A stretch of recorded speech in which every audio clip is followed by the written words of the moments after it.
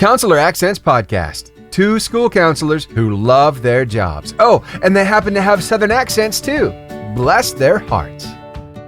I'm Laura Rankhorn. And I am Kim Crumley. And together we are Counselor Accents, two school counselors who are in the trenches with you. You know what you're going through because we're living it every single day. And once again, Kim, I can't find my dongle. You are who knows where. But we just wanted to bring a podcast, whether we had the right equipment or not. So we're doing it. Doggone it. We're doing it. I am outside at the lovely beach and you are dongleless. And so you're in a really bad situation there. Dongleless in Alabama. That's I know. Me. I'm so sorry. I'm so sorry too. Well, it's okay. I'm glad you're getting some time away, as if we haven't had enough time away. Time away is my quote. Time away. We have been traveling quite a bit and have had some adventures and have loved every minute of it. Every minute of it. And what comes to mind when you say we've had adventures? Which one of those adventures comes to mind as the most hilarious? I would say our first class adventure is the first thing that pops into my mind. I would like to talk about the first class adventure, and then at some points I want to talk about the last class adventure because the pride goeth before a fall. That is a truism, if there ever was one. But the prideful event happened when I told Laura, I said, I'm tired of never getting to sit with you on the plane. I was not tired of never getting to sit I know. She makes these reservations. She puts a separate because she gets tired of my yak. And so I told her, I said, you fix this because we are sitting together. We were flying to Missouri to be presenting. We're going to present there. And so I look up and she is headed toward the man with the plan, the man there at the airport that was fixing to board us. And I don't know what she said or what she done. Heaven only knows. But he was grinning and she was grinning, and she comes back with first class tickets. Yep. And we made it count. We lived high on the hog there in first class. Just go straight to high on the hog. Yeah. We've never gotten to experience first class before, and they bring out snacks. You know, when you're flying second class, when you're flying Pauper Airlines, you've got to wait and pace yourself. You can't get too hungry. You can't get too thirsty because you've got to pace yourself and wait for that pretzel snack. No, not on first class. Before, as Paupers were still boarding, they're offering us anything, as much, whatever you want, as much as you want. They gave us this charcuterie board. And I didn't know it was going to be a constant flow of food. So I'm taking everything and smuggling it to the Paupers as they head back to second class, because I know what that feels like. We know what it's like. We know what that life is and like. And I believe the words you described me as where it was shaking like a chihuahua. I was I've never seen you that excited. I've seen you in a lot of situations, the birth of your grandchildren, but nothing compares to the excitement that you... them bringing me a Coke in a glass.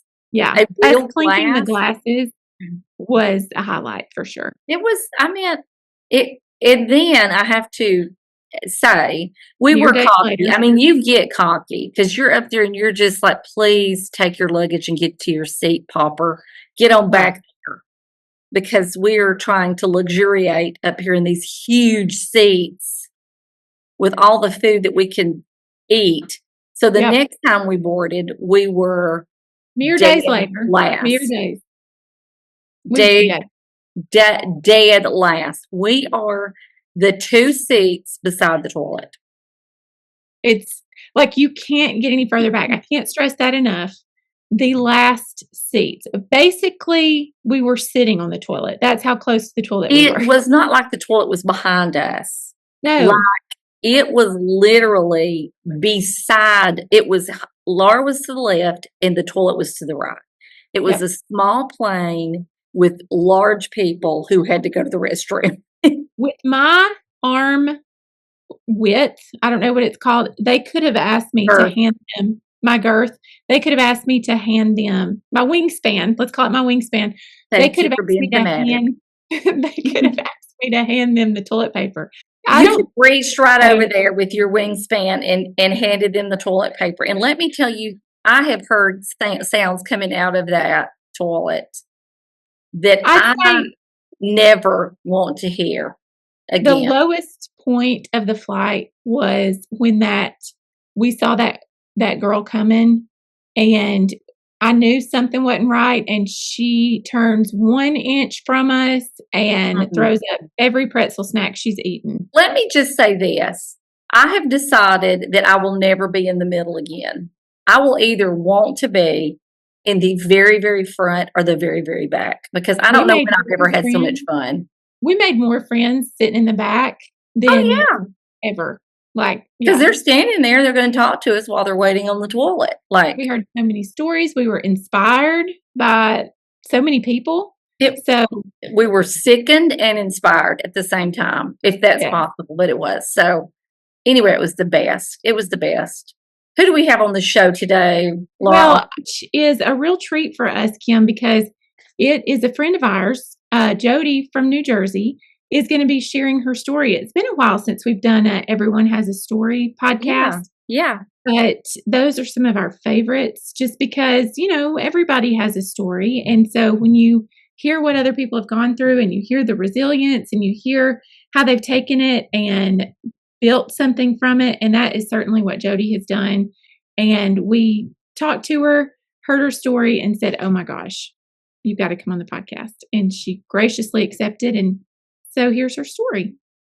Kim, we have a very dear friend with us today. You meet people along the way, and it's just like you've known each other your whole lives, and Jodi is one of those people to us. Wouldn't you agree? I am so excited. I feel like Jodi is one of our best friends now. I mean, we have got to know her, especially the last year, and she's just a remarkable school counselor. She was recently part of our course, Growing Your Program, and just in talking to her, we realized that she has this incredible story that I just cannot stop thinking about, and her journey and what she has become. And so I think you and I must have had at the same time, Laura, the thought we need to have her on, because I could tell we were looking at one another through Zoom and we were like, yeah, we need to hear this. Well, aside from her story, she is so remarkable that we could have her on for so many different reasons. So we had already had the conversation about having her on. And then when we heard her story, we were like, oh my goodness, we've got to do this immediately. So so here she is, Jodi. We're so honored that you would take some time and spend your afternoon with us. Thank you for being here, and thank you for being willing to talk to us today. I am so honored to be here. You are hands down my favorite podcast. I enjoy listening to you and learning from both of you so much. So it's truly my honor to be here. Thank you for that. We want to jump right in to your story. So why don't you give us a little bit of background and set the stage for us? Okay. As you stated, I am a school counselor. I started out as a elementary school teacher. And during my 15 years of teaching, I started to worry about why a child was crying in the corner as opposed to why they are struggling to learn the alphabet and count numbers. So that helped me to change my course in my career. But during my coursework, it really hit home with me about my mother. My mother was killed in a car accident when I was 8 years old. And it was very traumatic for me. And, going through grief when I was a young child, I was sad that I lost my mommy. And then I went through a phase where I was so sad for her. As I grew up and got married and had children, I was just so sad for her and what she missed out on. She was only 30 years old. And then when I started taking this coursework, I changed to such gratitude for her, because in that short period of time, I was 8 years old, she really had such a profound effect on my life, and just a positive impact.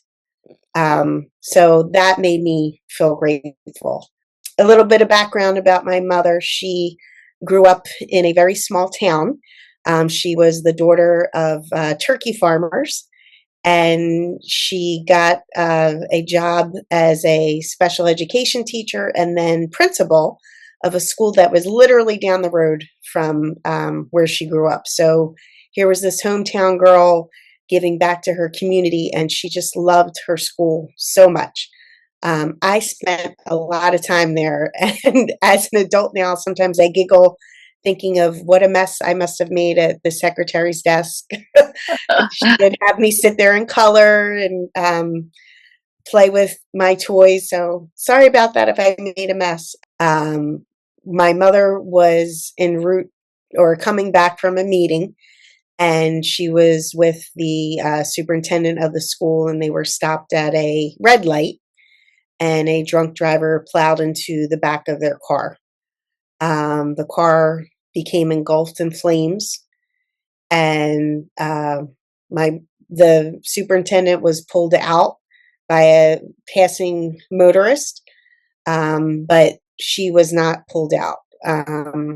Unfortunately, when the fire department came, they were getting ready to tow the car away, and as the story goes, one of the firemen saw a pocketbook in the car, and after looking through the car, they found her remains. Oh, so it was very traumatic, and the only way they could identify her was by her teeth. So unfortunately, a neighborhood child told me that story. My dad was really upset, and literally told me a couple days after she passed. So that was pretty traumatic to learn that information. Going through that was very difficult, obviously. And just the trauma of it, in my role as a school counselor, I know what children go through. I have a couple students that have lost their parents. I had one child that lost their parent, unfortunately, in a similar situation with a fire. And this child started using her imagination, things that she thought were happening. And I recalled thinking the same thing, that, maybe my mother didn't die in an accident. Maybe she went somewhere. And so I could completely relate to this child. So I'm glad I'm in a role to help them. In dealing with children, I think I'm very strong and calm, and that's my role, to be there for them. But sometimes for myself, it's difficult. As a quick example, we just welcomed a new teacher in my building who used to work at the same school where my mother was principal. And a coworker came to me and said, "Oh, so-and-so starting, and she worked at that school." And I said, "Oh my goodness, that's a school where my mother was principal and she was killed in a car accident." And my coworker, my friend, her jaw dropped. And I said, "What?" And she said, "That just rolled right out of your mouth." Yeah. It was like you said it so robotically, it just rolled right out of your mouth. And I kind of giggled and I said, "Yeah, I'm sorry. I didn't mean to shock you like that." But truth be told, I couldn't tell this woman who worked at my mother's school because I was afraid I would lose it. So I get that. Yeah. I did. I feel like I'm a little bit all over the place, but I write children's books, and I wrote a book in honor of my mother, and I went to deliver it to her school, and the secretary, I went to drop it off, and the woman looked at me and she said, "Honey, your mother's been dead for over 30 years. Nobody even knows her." And that really hurt, really, really hurt. So I left that building and I went to the administration building. It's literally walking across the parking lot. And when I got into the administration building, I felt like my mother's spirit is basically alive and well in that building, because woo, I could feel her presence everywhere. And I could barely speak. I was sobbing. I couldn't talk. I was so upset. And the very kind woman took the book from me and said, "We would be honored to have it. Thank you so much."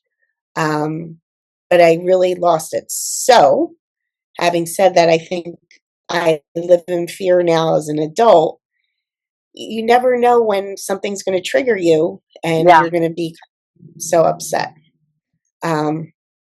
So that's why I had difficulty talking to this new coworker to tell her about my mother. And I think that was the story, your whole story. And we knew that you were an author of children's books. So when I found the backstory to how that came about, Mm-hmm. and I want you to talk about that, but that resonated. I don't know why anybody would say that. Yes. What part was missing from her empathy bucket that she could not realize how difficult that was, even in doing that, going back to the school and honoring them with this book that you had written in honor of your mom. So that really, how words matter. And a lot of the times when people don't know we're so emotionally fragile, it just doesn't take very much to send us over. And to have that happen to you at that moment it just resonated with me for some reason. I've replayed that. The part, and Laura, I'm not going to hog everything. We all deal with children that are going through grief. And I haven't lost a parent. I haven't lost a parent even at my age. My parents are alive and well. So I often I'm so afraid that I'm not going to say the right things or do the right thing for that child. And I have to remember sometimes children show their grief in different ways. I think sometimes we say, "Oh, they're fine. They're playing. They're out playing. They're at PE now. They're playing. They must be fine." So give us some insight before we talk about your book. Give us some insight into how you deal with children who have lost parents, and what are some tips that we as school counselors can take from your own loss? Sure. Just being kind, obviously. I personally try to say, who are the grown-ups in your home? Because so many times I'm lucky because my father remarried when I was 10. So I was raised by two parents, and when my mother died, my younger sister was 4, and now I have another sister and brother. But it's still, even though I was raised by someone else, it still, can get you in the gut if somebody says, "Oh, have your mom sign this," or "Your mom can do that," when you don't have a mom. So I think counselors especially should say during minute meetings, who are the grown-ups in your home? Just to get a feel for who are the people taking care of them. And that will usually open the door to them telling you if someone has passed. And just being aware that anything could trigger anything at all. The way I describe it, grief, it's like a huge gaping hole. And sometimes a scab forms over it, and you go about your life, and then you never know what's going to happen, or something chips away at that scab. Something that I try to do with children especially is I will say, "Okay, you're upset. What happened that brought you to the part that you're upset?" For example, the child who lost a parent to fire. The child said, I was playing with a fire truck and I was having so much fun with my friend playing with the fire truck. And as I was playing with the fire truck, it dawned on me, like I realized the fire truck was there when my mother died. And the child started crying. And I said, that's okay. That's perfectly okay. The fire truck was there to help. So don't feel badly about yourself for feeling like you're playing with a fire truck. And I could relate to that. My mother died in a Toyota Camry. So I remember most of my life thinking, oh, Toyota Camry, I don't like those cars. Wow. What can you do if this feeling happens again? So number one, embracing that it's okay to feel that way. And number two, what are you going to do if that trigger happens again? What can you do to kind of put a positive spin on it? The one little boy that I keep talking to, the pain, it's so painful. Just, wanting your parent and just the pain. So this child describes a lot of pain, and I can feel that. And I keep trying to tell the child, someday when you think of your mother, you're going to feel warm and fuzzy inside. It's going to feel so warm and fuzzy because she loved you so, so much. And it's going to feel so good when you think of her. And it's taken me a long time to get there. I didn't tell this child that, but I keep repeating that someday you're going to feel warm and fuzzy in your heart.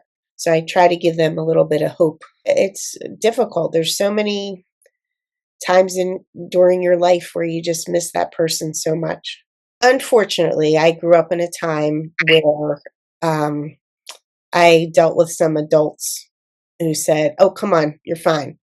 Don't use that as an excuse. Wow. So, I say that I know that the people who said that love me, and that's how they dealt with that at that time. So number one is just identify with the child that's okay. You're allowed to feel how you feel and get it out. And number three, talk about what you can do if that comes back around, what can you do? So obviously this child is going to be seeing fire trucks for the rest of their life. So I was trying to provide some tools on when you see the fire truck, instead of thinking about how your mother died, think about how that fire truck was trying to save you. And a fire truck is a good thing, not a bad memory, a good thing that they were trying to be helpers. So I love that. I love that you have, I hate that you went through that, but I love that you are able to use that. Kim and I always say, we do not want to go through anything if we can't use it. We want to give a purpose to our pain. And you are certainly doing that because you have this experience and understanding that not a lot of people have. You are able to say, hey, I get it. You know what? I've been there. And they can see how you've overcome it, and you can share these tools. Absolutely. And it's so interesting as I was listening to you tell your story and the gut punch that it was whenever you took your book by the school. Yes. And how, all this time has passed, but you can still feel the loss and you can still feel those emotions just as strongly. And, people say, well, time heals all wounds. It doesn't. We learn how to manage it a little bit better, but you can still feel those emotions, I think, just as raw as when you first had the loss. Oh, absolutely. It's something that can bring you right back. And American School Counselor Association, one of their I Hear You Say podcast, which is my second favorite podcast, they had this wonderful little podcast about grief. And I really learned a lot from them, that the stages of grief are no longer, because grief happens forever. it takes away the guilt on somebody. Like, I shouldn't be feeling this way. No, Yeah. it's okay. Especially with children, they're going to be missing their parent for the rest of their lives. I think what is interesting to me, and I still go through this as an adult, I get very nervous when someone doesn't arrive when they say they're supposed to arrive. And that's part of my trauma. I remember crying at the window at night, waiting if my dad had to go out, waiting for him to get home. I remember thinking for quite a long time, my father did not have me or my sister go to the funeral, which I can't blame him. We were so young, and that had to be just horrific. A 30-year-old woman killed in a car accident, principal of a school. I had it the day after she died, I had a trip to the airport, the Philadelphia airport. And I remember coming to school.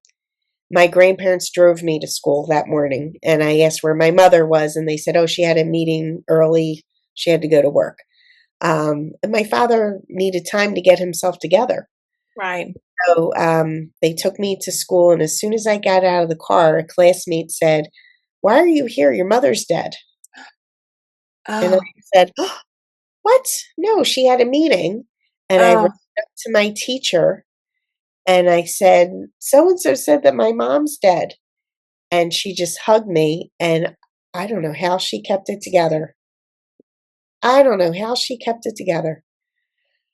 So I went to school on this trip, and I got home from school, and there were cars everywhere, all up and down the street, all in our driveway. And my dad met me at the front door, and I told him what this other child had said. And he said, well, I want to talk to you. And he took me upstairs and told me, and it's still a gut punch, and I could still see him, clear as day right in front of me. We had just moved into the house. We didn't actually have all the furniture. My mother had just ordered furniture, and it didn't come in yet. And the house was just full of people. So to me, that, is a beautiful thing, because a lot of people loved her and were concerned about us. So it's hard. Again, like I said, I've really tried to turn my grief into gratitude if I can. I'm a huge Phillies fan, and Philadelphia Phillies. And it was either the day before or 2 days before, but the mascot is the Philadelphia Phillies. And we went to the Phillies game, and it was the Philly fanatic's first birthday. So I'm dating myself. How old So we went to the Phillies game. I remember she took me by the hand, and she was like, come on, come on, come on. I want you to get his autograph. And she drugged me all around the stadium. And it seemed like it was a far run, but we got his autograph, and she was killed. It was either the next day or 2 days. Wow. So somebody so full of life. Yeah.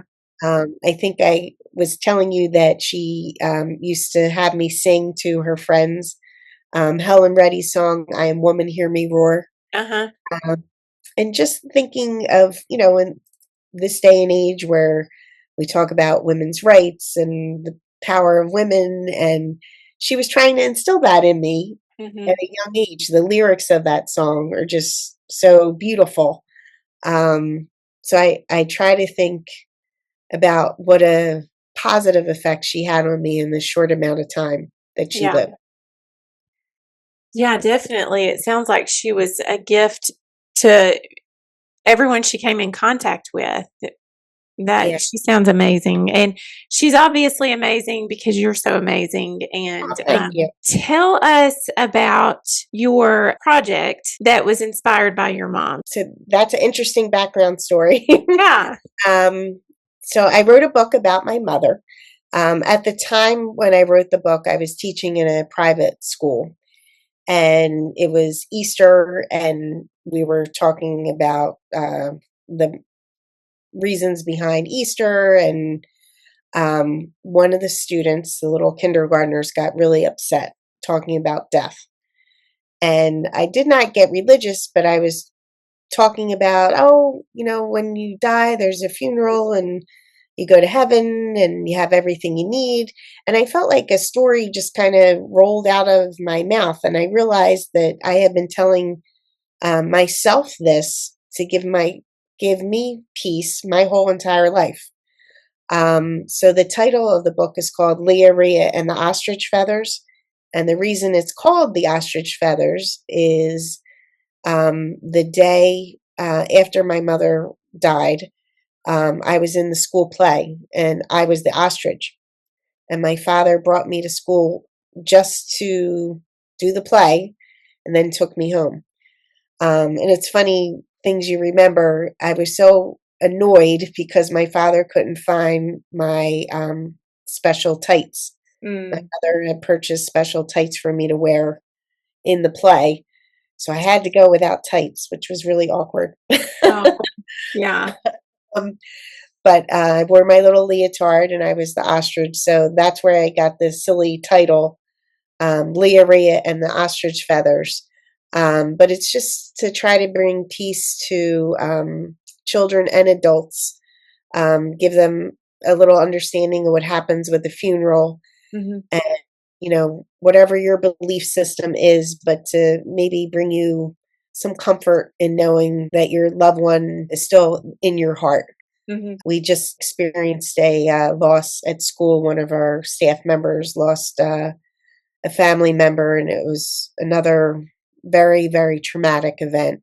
And I gave his family a copy of the book, and they were very appreciative of it, and it made me feel good because they really, really thanked me for supplying the kids and the grandkids the story. And you feel so helpless. Yes. And I felt like maybe that was something that could help them a little bit. And I thought this was a cool fact about the book. The name Lia-RIA I got from a former student, Ria, and my grandmother's name was Leah. And I was walking into the building after the book was published, and Ria's mother said, "You just came out with a new book. Can you tell me about the book?" And I started to tell her it was, based on my mother who died in a car accident. She was principal of a school, and she stopped right in her tracks. And she named the school that my mother worked at. And I said, "Yeah." And she said, "Oh my goodness, your mother was best friends with my mother." What? I had no idea. And unfortunately, her mother had passed away. I thought, wow, talk about divine intervention. How special. Oh, Yeah, I thought that was really, really neat. Well, you can tell that education was very important in your family. The fact that your dad made sure that you were at school the very next day after this tragic event, the fact that even though chaos and turmoil were going on in the home with this upset of everything that had happened, he made it a priority to make sure that you were there to be the ostrich. So it's very evident that that was a priority. So tell me a little bit about how you feel like your mother inspired you to be an educator and then to go on to be a school counselor. I think being in education, I come by naturally. My mother was in education. My father was a college professor. Okay. My sister was a special ed teacher, now a preschool teacher. My other sister's a high school teacher, and the mom that raised me is a teacher. My brother's in a different field. Okay.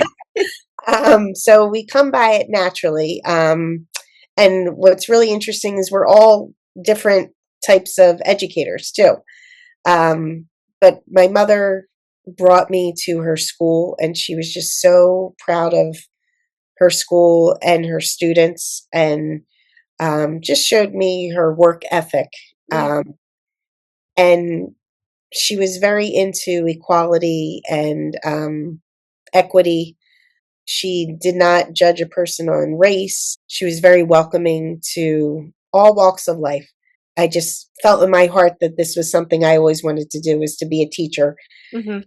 And then, like I said, I feel like not that I got tired of curriculum, because curriculum's so important, but I wanted to find out why a child was struggling to learn when I could see that they have ability, that what's going on at home, what's going on that's making them have such anxiety that they are unable to learn. So I think you got a Maslow before you bloom is really, Yeah. really, really important. And I work in a district where I was so lucky. My mentor, Jill, the school counselor who was my mentor, she moved to a different school and I went right into her position. Oh, that's great. So my mentor, Jill, when I was going through the program at Wilmington University to become a school counselor, it was right during COVID. So that was really, really difficult. But Jill did everything in her power to include me with her lessons and meetings. A lot of it was virtual. And one of my classmates at Wilmington, because we were complaining that we're not getting enough exposure to school counseling, they suggested I listen to the Counselor Accent podcast. And you guys just blew my mind from the first episode. I love the banter. There's so many stories you both have told that have really cracked me up. But you've opened up my eyes to things as a relatively new counselor, things that I didn't even know about. From unfortunately sex trafficking to the speaker that you had on with Columbine and how she handled the situation and the program that she started. I think I probably listened to your interviewing techniques about 10 times before I went on my interview. Aw. But you've just really been helpful. And any students that I know, I tell them that they should listen to your podcast and your program, the Grow Your Program. That was phenomenal. That was really, really helpful. I'm going to start as an adjunct professor in the spring of 2025 at Wilmington University. And I plan on sharing the book with my new students, because it really helps. You learn so much in school, but I feel like you guys take that experience and really make it relatable and helpful to the working school counselor. Oh, well, I appreciate that so much. We say we're in the trenches. And even last night, I was having a conversation with my husband, who is an educator. And I was talking about how there are just things, we're getting ready for several events. And I said, there are things that you just don't know if you're not truly in the trenches. You have no idea what's really going on within the four walls of a school if you're not doing the job. So, we like to, school is wonderful. We had great experiences in our counselor programs, but there are some things that you just are not prepared for. You don't know that you're going to be washing some kid's underwear at 10 o'clock in the morning. You just don't, you're not prepared for that all the time. Yeah, there's definitely some things that have happened that I'm not prepared for. But knowing that you guys, the lessons that you have, my goal is this summer to go back to 2018 when you first started. Oh gosh. I have secondhand embarrassment just thinking about that. No, I'm sure it's absolutely wonderful. But even some of the quotes that you've shared, I've shared with staff. Here, my secret's out now that if they listen to this, they'll know that I didn't come up with the idea. That is okay. Probably stole it from somebody else. But some of the quotes that you've used have really been, especially your rubber meets the road segments, are really helpful. So I appreciate that so much. Oh, well, this has turned into all about Kim and Laura and episode, and we're so grateful that you have such kind things to say, and we appreciate it so much. I want to talk about the adventures of Lia-RIA. Sure. And I want counselors to know how they can get those materials because, just you're meeting the needs of things that are difficult to find sometimes. You're providing a resource on topics that are not always searchable, not always something you can find on Google or Amazon. So I want everybody to know what all Lia-RIA has experienced and gets into and how it can meet a need for school counselors. Okay. I started writing my books in 2010. And just like you said, it was a need. Mm-hmm. In the state of New Jersey, it became mandatory that we had to have lockdown drills. Mm-hmm. So I was teaching kindergarten. And I was looking for the perfect book to explain to the kids all about lockdowns.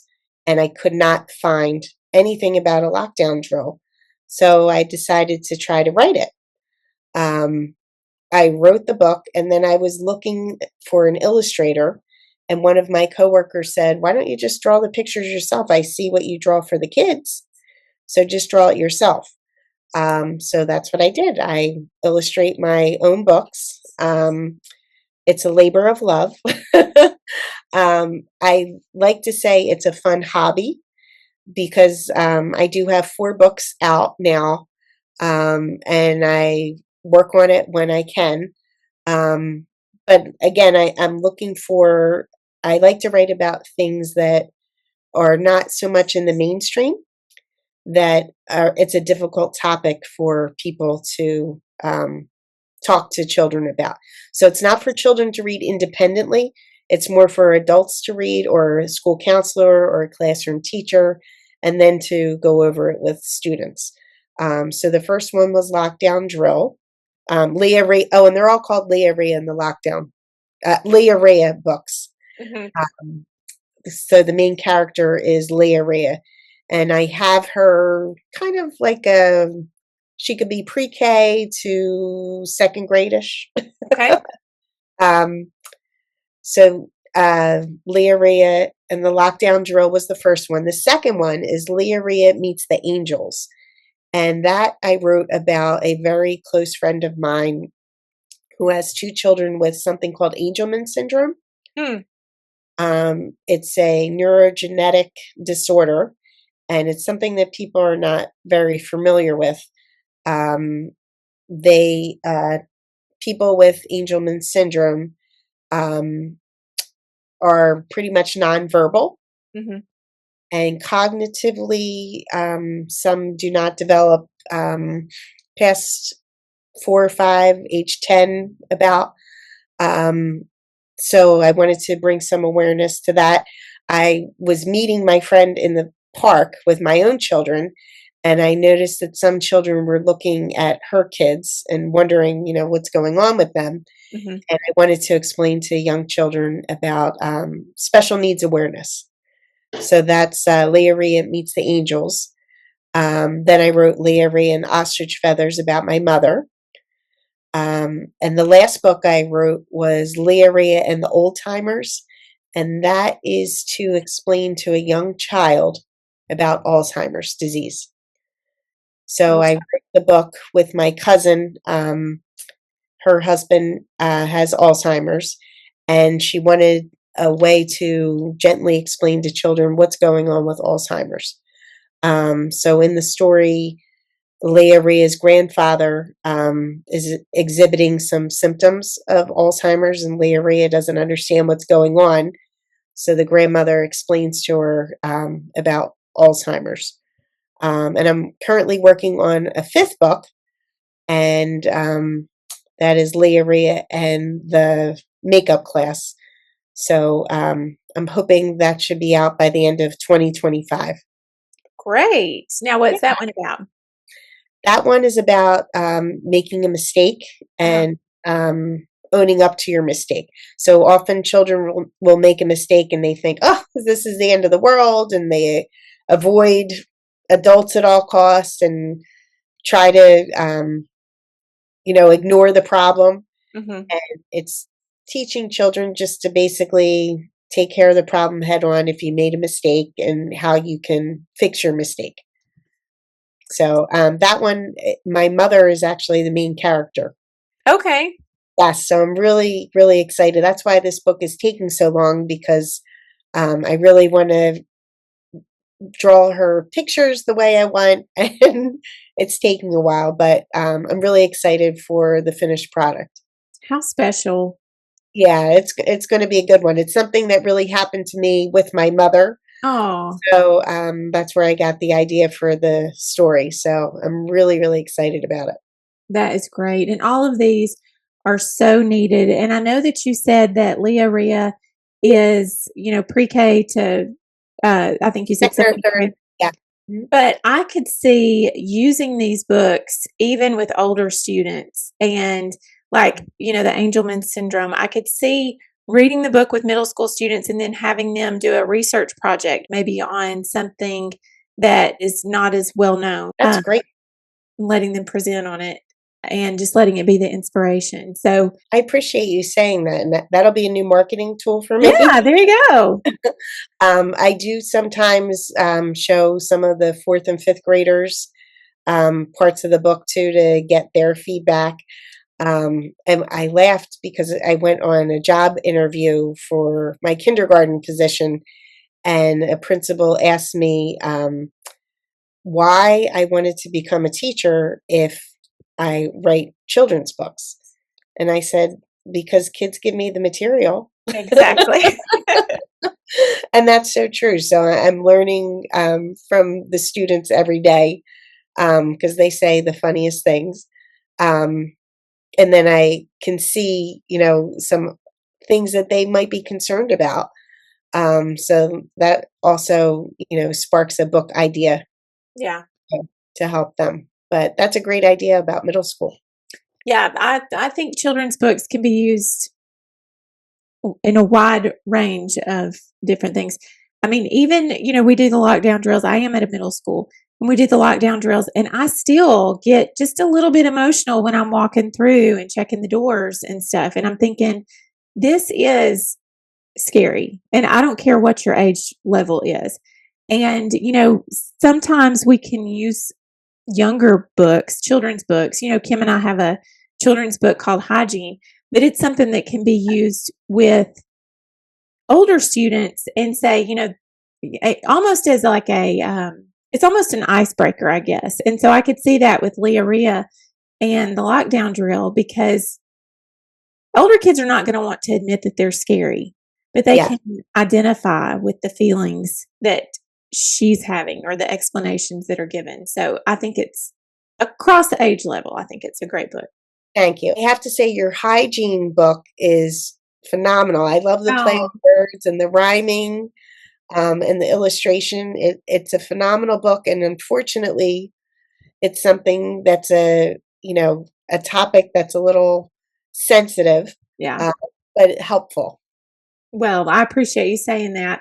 And I think, just like your books, when you are doing the job and you're with the kids, like you said, the kids give you your material, you know what the needed topics are, and you see it firsthand. So yeah, that was kind of not hard to figure out what our inspiration was on that one. Let me repeat, I'm at a middle school. But anyway. Yes.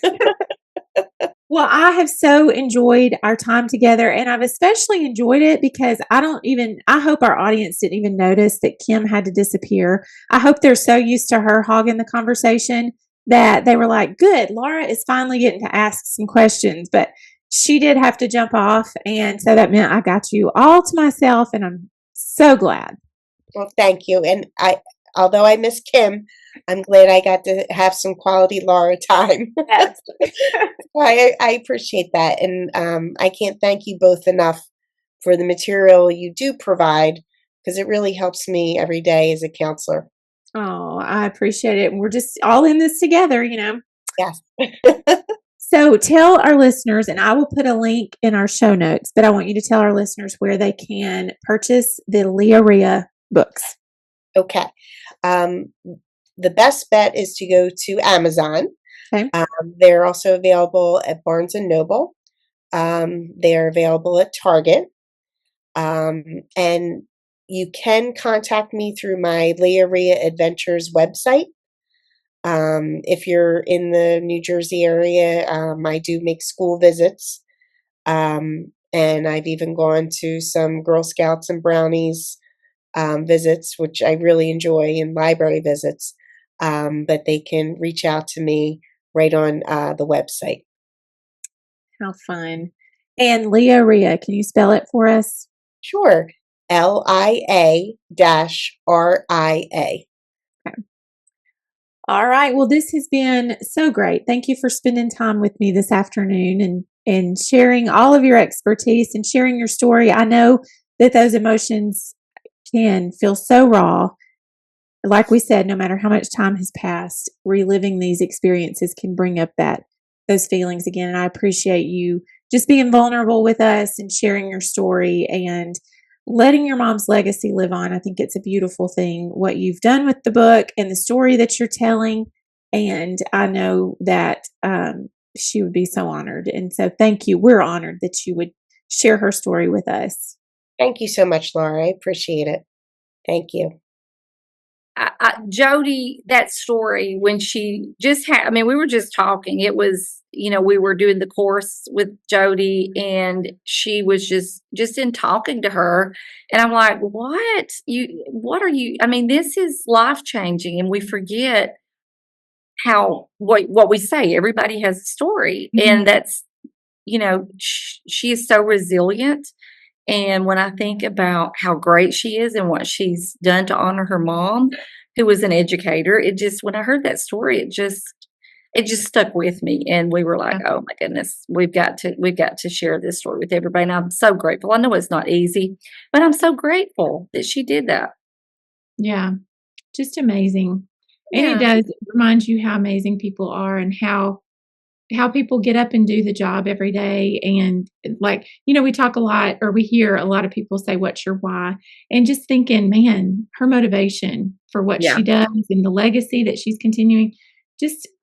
I'm so grateful for the amazing people that we've gotten to meet along this journey, aren't you? And let me just say, Jodi is one of the kindest, most encouraging people I have ever met.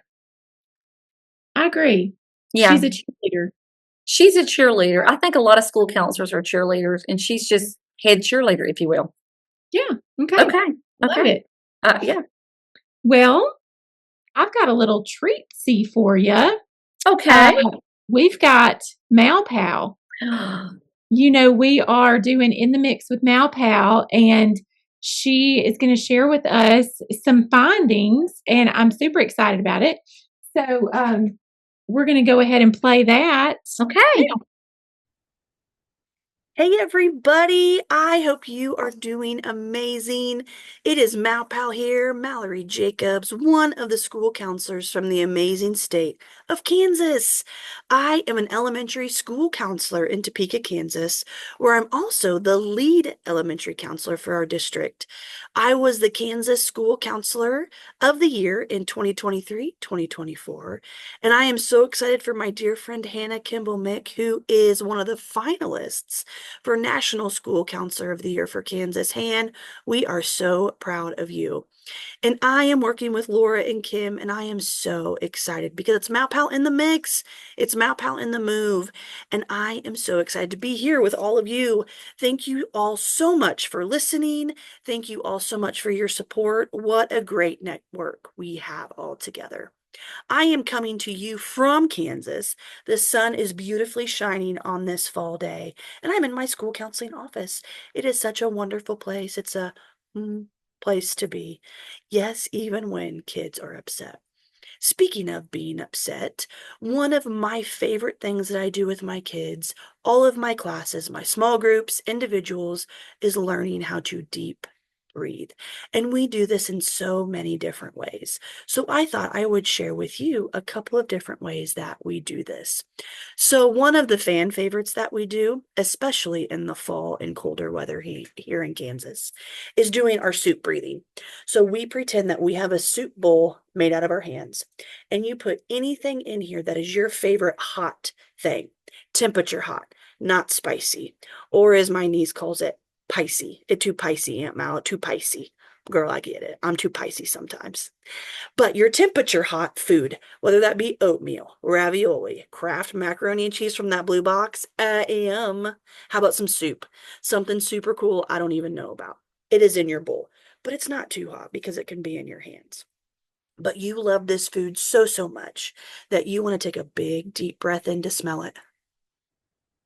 But it's hot, so you have to blow on it. Oh, good job. Make sure you're breathing from your tummy. In and out. Oh, good job. It smells so good. Let's do it again. In and out. And then, of course, you have to take a bite of it. So good. That is a fan favorite. And then another way to teach kids how to deep breathe is the Spider-Man breathing. So get your webs out. It looks like the I love you with your pinkies, your index finger, and your thumb. And this one is really cool because you can do this standing up or sitting down. For purposes of Zoom, let's see what kind of, oh, it looks pretty good. You're going to have your Spider-Man webs down by your hips. And as you bring them up, you're going to take a big, deep breath in. Down and out slowly. That was so good. Let's do another one. Up and in. Down and out. So good. And then, of course, we have to take time to throw our webs around the room. So much fun. And you can do that one sitting down too. Man, I feel so much better after a long day. Taking those deep breaths, whoo, they really help. Another great one too is a visual, and this is called a Hoberman sphere. And this is a breathing tool. It's also something super cool that you can get from Amazon or Walmart. I don't work for anybody like that, but just giving them a shout out because it's like $8.99 on Amazon, and I love Amazon. It's so great. Okay, so our Hoberman sphere. So this is a breathing technique that's visual. So as you bring the ball out, you take a big deep breath in. Down and out. So good. And this is also representation of our lungs. When you breathe in, they go out. When you breathe out, they go in, just like this. A Hoberman sphere or a breathing ball. Super, super cool. Another great one too that we use is actually on YouTube, and it is called the Mindfulness Teacher. Just YouTuber. She is amazing, and her voice is so fantastic, so calming, so great.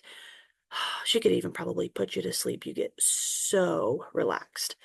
And what's really cool about these different videos is they're all visual, but she also has ones that are timed. So you can do a 1 minute, 3 minute, 5 minute, 10 minute. She does a really cool one that's a visual of a rainbow. So you get your paintbrushes out, which are your fingers. And you can use your whole arms, or you can just use little T-Rex arms. But I'm going to use my whole arms, and we're going to sit down and do this because my feet hurt because I've been running all day. You'd think a girl would be skinny, but maybe someday. Okay, so Roy G. Biv, here we go. We're going to dip our finger brushes into the red paint. And as you bring your arms up, you are going to take a big deep breath in. Down and out slowly.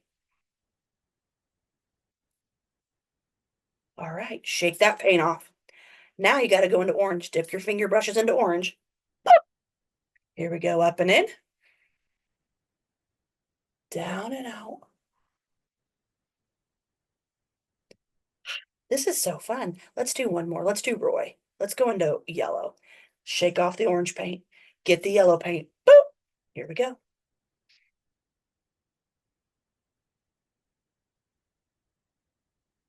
I kind of feel like an aerobics instructor. Super fun. So that's a really fun one too. And again, that is YouTube, the Mindfulness Teacher She is amazing. She also has a really cool visual called the bubble pop and bubble bounce.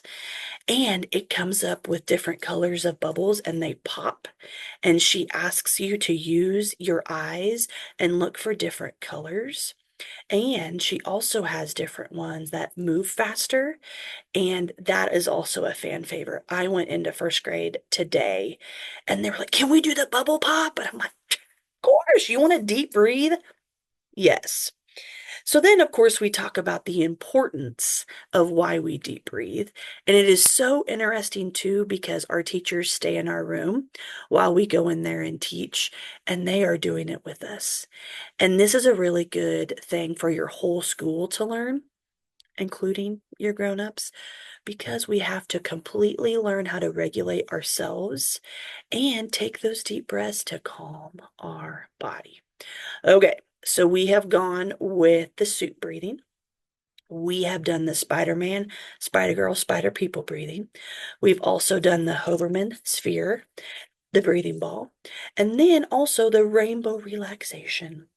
So again, those mainly are from the mindfulness teacher on YouTube, and she is amazing. Mindfulness teacher, if you are listening to this, kiss your brain queen because you're amazing. Thank you for all of your hard work.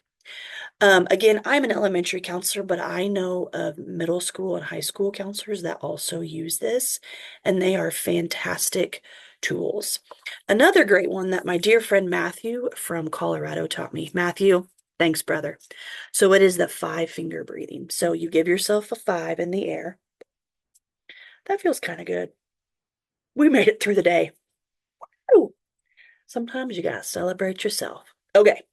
So as you go up your finger, you're going to take a big deep breath in.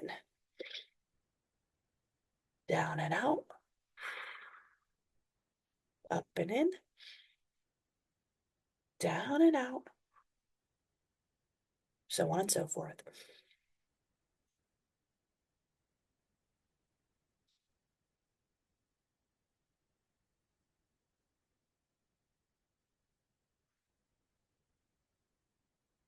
Five-finger breathing.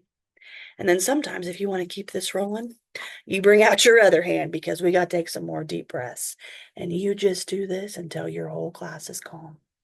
Or you do this until your whole group, the individual that you're working with, is so calm. 5-finger breathing. It is such a great tool as well. Matthew, thank you so much. Okay, y'all. Now, I have saved the best for last. Again, I do not work for this company, but I have given this company lots of my monies, and you're going to want to too. This is a super cool toy fidget tool called Neato, and they have such cool stuff. They have this amazing cube, and yes, I have popped one. Yes, I got this stuff in here all over my pants, and guess what? It didn't stain. It's very slimy. But what is so cool about this is it's a quiet fidget. Love those poppers, love those spinny guys, but they kind of drive me up the wall.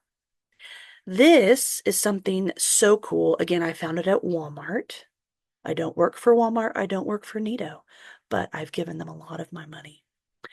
You can also get them on Amazon, and there's all different kinds of choices. Now, am I a grown-up adult and bought myself one of these? Am I a grown-up adult and also buying myself the advent calendar of the Neato? Yes, I did. Because not only do they have the cube, they also have a diamond-shaped, diamonds, hello, girl's best friend. They also have fruit shapes. They also had really cool donut and little donut shapes of them. In the advent calendar, they have rings, y'all. I can't wait to open it. It's taking a lot of self-control not to open it already. This product is so cool. Neato. It's neato. But this is something really cool too to have in your office, taking your deep breaths. And when I do this with kids, I always say, okay, as you squeeze in, breathe in. And then let go. Breathe in. and let go. I feel better already. Neato. And then what's really cool is it goes back to its shape. Magic. So much fun. These need to be in your offices. I'm going to tell you something, y'all. Not only do I have this in my office, I also have it in my vehicle. I have a commute every day and I use it while I drive and when I'm in construction. I have one of these in my chair in my house by my little TV stand. I have one of these in my office for kids because this one is Miss Jacobs. Okay. I have one. I've given one to my mom. And they're also going in stocking stuffers for my nieces and nephews. It's not very hard. So if you have some kids that would, I don't know, throw it, it won't hurt anything. It will more go splat than anything. But this is a great product to have. It was $4.97 at my local Walmart, and you can also find it again on Amazon. You guys are all doing an amazing job. I know things are hard. I know that there's been a huge energy shift in the world, but we can do this. Put one foot in front of the other. It's okay to have hard days. I get it. I have them too. But when you do your deep breathing, when you hang out with your Neato and fidget with it and just listen to the mindfulness teacher, we are doing great things. I know some days you walk away from work and you're like, what was that? It's okay. My friends in other fields besides education are also walking away from their jobs saying, what was that? So it's not just education. I know it's hard right now. I get it. You're doing an amazing job. And as always, if you need anything, you let us know. Let Kim, let Laura, let me, let your state organization know. We are here for you. We got this. You're amazing, and go and be awesome, everybody. Thank you for listening. Thank you for doing great things, and get out there and counsel. You're doing great. I love Mal Pal. Isn't she the best? Oh, she's the most popular school counselor on earth. She's the cool kid. We love her. Kim, we've got some exciting things in the works. We do. Yeah. I would say first and foremost, we had so much positive feedback from our Behavior Detour conference last year that we decided to round 2, do it again. And right now we are accepting proposals for speakers. So if you think that you've got a topic that you would like to share that may hit a behavior topic, please share it with us. I will link that form in the show notes, and you can also find it on our social media. But, we're talking about brain development. We're talking about your personal story. We're talking about just behavior tips and tricks, rubber meets the road. So if you have any of those topics, please fill out the form and share it with us. Our presenters get 50% of ticket sales from their sales that are generated from their code. So it is definitely worth your time to submit a proposal. Plus, you can put it on your resume. I think somebody did. I mean, there have been some that have made quite a bit doing that. So we want to share that. So it's everybody that's working and sharing this message and sharing this behavior thing that we're in together gets rewarded. So we're excited about that. So I would say the second exciting thing that we have going on is we are accepting audio recordings of your funny, inspirational, motivational school counseling story. So submit that. If you don't want to submit the audio recording, just submit it written, and Kim and I can read it for you. And we'll use accents because that's what we love to do. So either way, submit your recording or just submit the story. But we would love to bring some laughter and inspiration during this season. And finally, we're flying out again. We're always flying out. Yeah. Yes, so. We've got we've just finished 2 keynotes. We're headed out soon to go speak again. So if you are interested, it'll be another flight tale. It'll be another flight. Yes. If you are interested in us speaking to your group or whatever, just send us a little email and we'll see if we can work it in. We'd love to. That's like our favorite thing. So anything else, Kim, that you can think of?